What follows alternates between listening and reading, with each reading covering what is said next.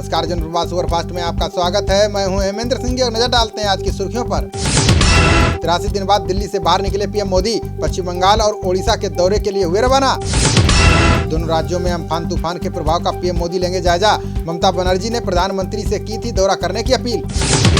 PM Modi के राहत package के बाद आरबीआई गवर्नर ने किए बड़े ऐलान। शशिकांत दास ने की रेपो रेट में 0.40% की कटौती। लोन की किस्त देने पर 3 महीने की अतिरिक्त छूट का ऐलान। अगले 3 महीने तक लोन की ईएमआई देने का बैंक नहीं बना सकेंगे दबाव। रेपो रेट में कटौती के बाद लोन की ब्याज दरें हो जाएंगी कम। 31 अगस्त तक लोन का भुगतान न करने पर नहीं होंगे डिफाल्टर। एक्जिम बैंक को दिया जाएगा 15,000 करोड़ रुपए का क्रेडिट लाइन। 90 दिन और सरकार कर सकेगी सिडबी को दी गई रकम का इस्तेमाल। आरबीआई गवर्नर ने रिवर्स रेपो रेट में नहीं किया कोई बदलाव। लॉकडाउन से देश भर में आई आर्थिक गतिविधियों में भारी गिरावट। अप्रैल में फिर से 8.6% हो गई खाद्य महंगाई। दालों की महंगाई अगले महीने में बनेगी चिंता का विषय। पहली छमाही में भारत की जीडीपी ग्रोथ 2020-21 में रहेगी निगेटिव। साल के दूसरे हिस्से में ग्रोथ में दिखेगी तेजी। सार्वजनिक बैंकों के सीईओ के साथ आज बैठक करेंगी वित्त मंत्री निर्मला। लॉकडाउन में अर्थव्यवस्था को पटरी पर लाने के लिए करेंगी चर्चा।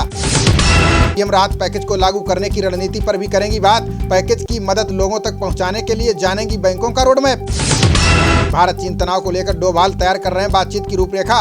सैन्य के बजाय कूटनीतिक स्तर पर बातचीत से सुलह का हो सकता है प्रयास। एलएसी पर भारतीय सेना पीछे हटने को नहीं है तैयार। ब्रिगेडियर स्तर पर हुई बातचीत में नहीं निकला कोई नतीजा। सोनिया गांधी आज विपक्षी दलों के नेताओं के साथ करेंगी बैठक। वीडियो कॉन्फ्रेंसिंग के जरिए कोरोना संकट पर करेंगी चर्चा। सपा और बसपा ने सोनिया गांधी की मीटिंग से बनाई दूरी। सीएम केजरीवाल ने कांग्रेस से न्योता न मिलने का किया दावा।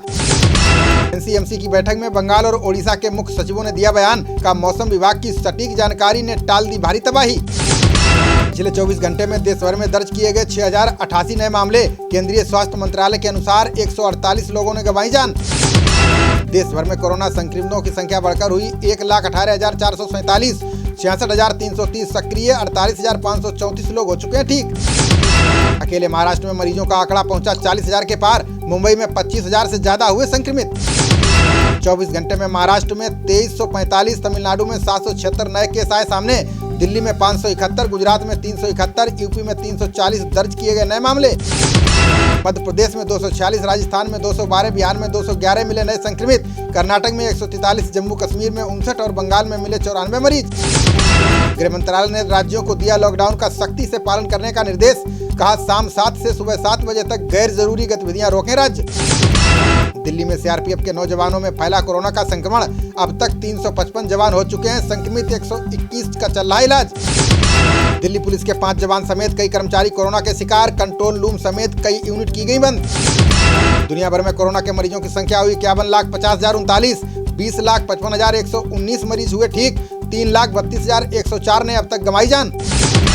लंदन में 17% लोगों का एंटीबॉडी टेस्ट आया पॉजिटिव। स्पेन में लॉकडाउन बढ़ाने को लेकर सड़कों पर उतरे लोग। अमेरिका में कोरोना संक्रमितों की संख्या हुई 16,04,843। 3,71,795 लोग हुए ठीक। 95,656 ने अब तक गंवाई जान। भारतीय रेलवे ने यात्रियों को दी बड़ी राहत। आज से शुरू की टिकट काउंटरों पर बुकिंग। भाजपा अध्यक्ष जेपी नड्डा जल्द घोषित करेंगे अपनी नई टीम। कोरोना के चलते रुका था काम, नए चेहरों को मिल सकता है मौका। जून महीने की शुरुआत में नई टीम की घोषणा कर सकते हैं जेपी नड्डा। पार्टी के वरिष्ठ नेताओं के साथ सभी नामों पर कर रहे हैं विचार विमर्श। वायरस को जमीन और हवा में खत्म करने वाली मशीन आई भारत। 800 वर्ग मीटर तक के क्षेत्र को कर देगी संक्रमण से मुक्त। बसों के विवाद के बीच राजस्थान ने यूपी को भेजा 36 लाख का बिल। राजस्थान ने कोटा से छात्रों को लाने के लिए 70 बसें भेजने का मांगा पैसा। बसों पर यूपी सरकार को चिट्ठी लिखने पर बोले अशोक गहलोत। का यूपी ने किया था डीजल का पैसा देने का वादा। गोरखनाथ मंदिर की बुलडोजर ने गिराई 200 दुकानें। दुकानों के चलते 4 लेन रोड बनाने में हो रही थी दिक्कत। सीएम योगी के निर्देश पर ढाई गई मंदिर की 4 दीवारी और दुकानें। गोरखपुर के विकास के लिए 17 किलोमीटर लंबा बनेगा 4 लेन रोड। मध्य प्रदेश सरकार ने 12वीं बोर्ड परीक्षा की समय सारणी की जारी। सीएम शिवराज बोले 9 जून से परीक्षा कराएगा मध्य प्रदेश बोर्ड। 1 महीने के अंदर जियो में किया 5वां बड़ा निवेश। अमेरिका की निजी कंपनी KKR ने खरीदी 2.32% की हिस्सेदारी। अमेरिका से भारत लाया जाएगा अलकायदा का मददगार जुबैर। अमेरिकी जेल में 5 साल की सजा काटकर हो रहा है रिहा।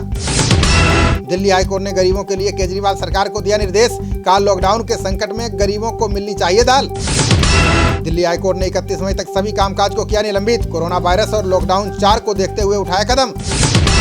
घरेलू उड़ानों के बाद शुरू होंगी अंतर्राष्ट्रीय विमान सेवाएं। यात्रियों को किराए के अलावा 3 अन्य करों का करना होगा भुगतान। आज अदा हुई रमजान के आखिरी जुमा अलविदा की नमाज। कल देखा जाएगा ईद का चांद। 5 महीने बाद दिल्ली की शाहीन बाग बाजार हुई गुलजार। लॉकडाउन में छूट मिलने पर आज से खुलने लगी दुकानें। मध्य प्रदेश के भोपाल में दुल्हन निकली कोरोना पॉजिटिव। सीएम शिवराज ने दिशा निर्देशों को सख्ती से पालन करने का दिया निर्देश। महाराष्ट्र ने इंटरनल ट्रेनों के चलाने पर सरकार से लगाई रोक। रेलवे ने कहा सभी यात्रियों की टिकट बुकिंग का पैसा होगा वापस। सीएम ठाकरे ने कहा ट्रेनों के चलने से जिलों में फैलेगा कोरोना। बोले महामारी के नियंत्रण में आने के बाद शुरू की जाएंगी ट्रेनें। शिवसेना सांसद संजय राउत ने श्री राम मंदिर पर दिया बड़ा बयान। कहा मंदिर का माहौल बनाने के बजाय मजदूरों को पहुंचाएं घर। यूपी रोडवेज की बसों की फिटनेस पर भी उठे सवाल। रामपुर में जांच में सभी बसों का फिटनेस व इंश्योरेंस पाया गया सही। रामपुर में आज से शुरू हुआ अदालतों का कामकाज। जमानत सहित कई मामलों की शुरू होगी सुनवाई।